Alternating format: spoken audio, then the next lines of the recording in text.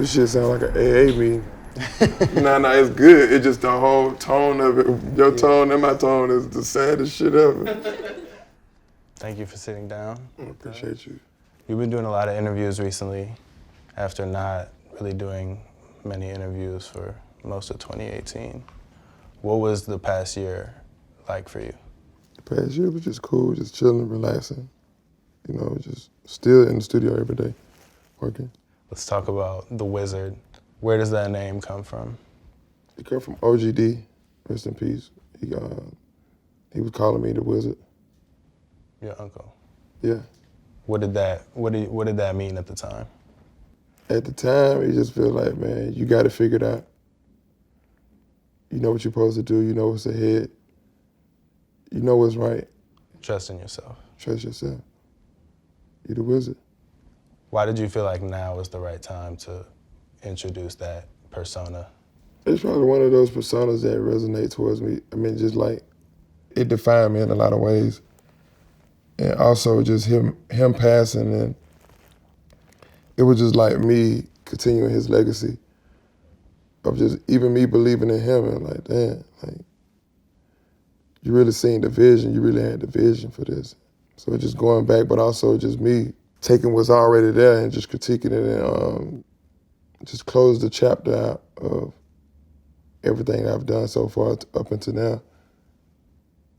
Some of your most successful music has come from a dark place. Do you think fans expect you to always go through that pain? Yeah, fans, they expect me to always have a certain pain in my music. But not just have a certain pain in my music, but actually go through things, get my side of the story. It's crazy, but it's true. Does that ever feel like a burden to have? At times it can be a burden because, you know, you want to be a person to change. You want to see the growth, even for myself, not just my fans, but for myself. I want to allow myself to grow in that. I want to look myself in the mirror and be like, man, I can see the growth myself, but it's just like it could become a burden just trying to relive those moments over and over again. But this is what made the best music. This is what got the best out of me. By making something negative and turning it to my positive, by making music from it and having success from it.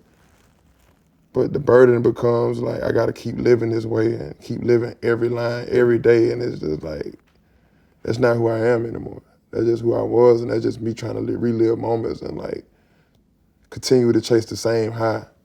Not just for myself, but for the people around me, just love it. They enjoy it, even as much as I enjoy it. They enjoy it probably more than I enjoy it. I gotta suffer from everything, the backlash to come with it. When I'm getting older now, you know what I'm saying, it's time to put certain things to rest, move on from it, and be like, you just gotta accept me how I am. Do you think the music is starting to reflect that change? I think the music that's coming gonna reflect that change. I think this is me putting rest to the old formula, the old way of making music. As you said, this is like the closing of a chapter. Yeah, this is the closing of it. What do you think about the way some fans have kind of labeled you as the male Beyonce, in that, you know, Beyonce's making music that empowers women, you're making music that is empowering the men?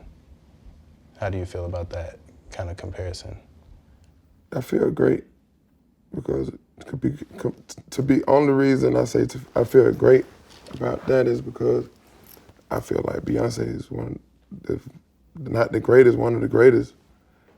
And to be compared to that is great. But also just, I want to be able to use my voice for a lot of good in men and not just the bad, not when you just going through a breakup or just want to have a party lifestyle, you just want to party. I'm speaking for the men that's going through something, just want to party. I want to speak for the men that's in relationships. I want to speak for men that's in love. I want to speak for men that have found true love. I want to speak for men that went through something but also felt like they wasn't going to become the person that they are, and they listened to Future and they became a better person.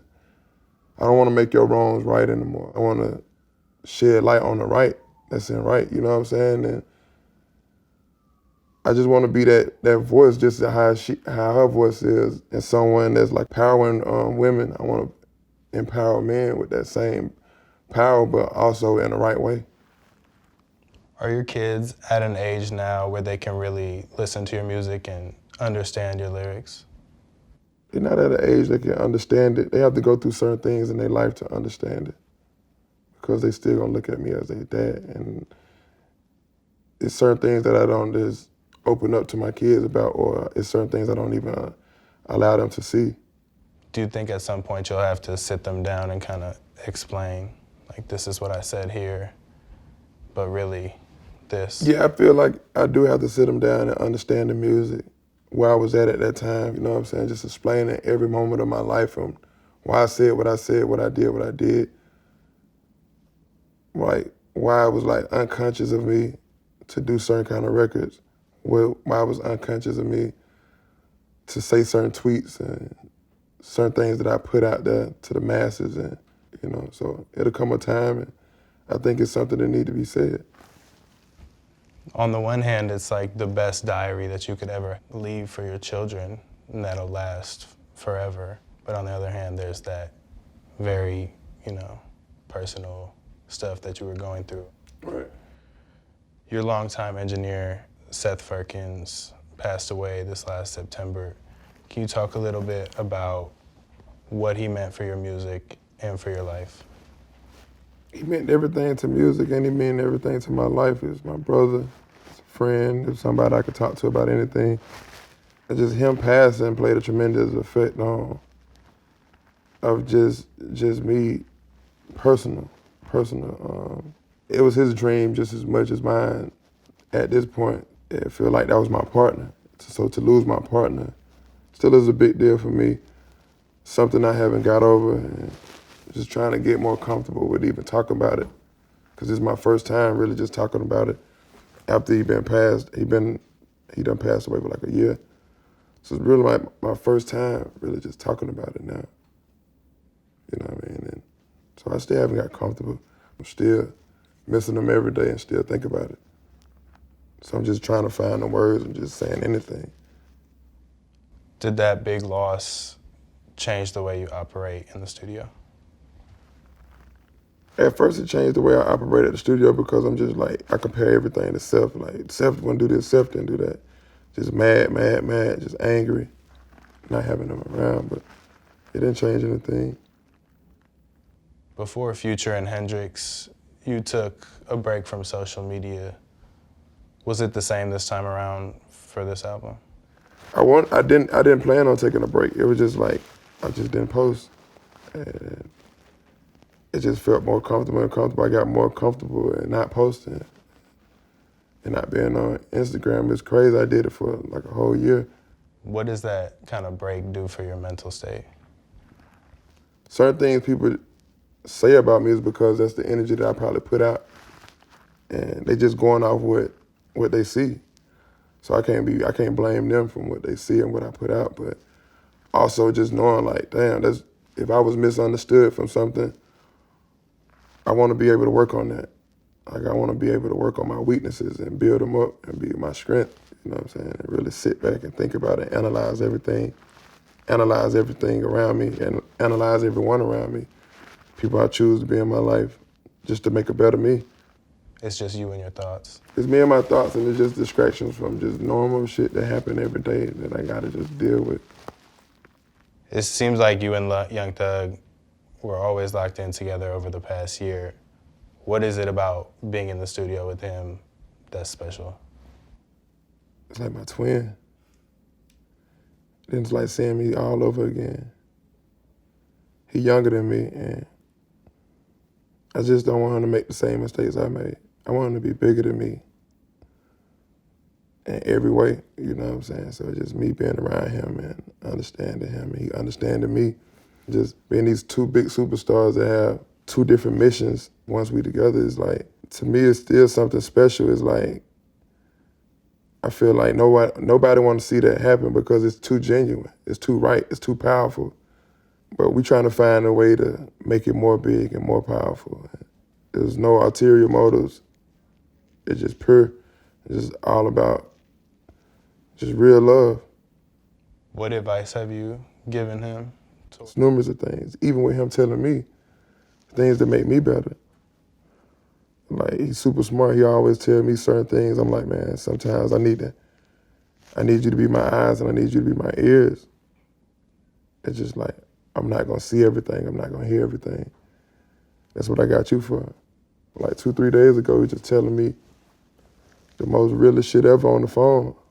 And I was just listening to it because I was just had the time to reflect, like, and just some of the things that he was saying, just it hit home. And I was just like, you right.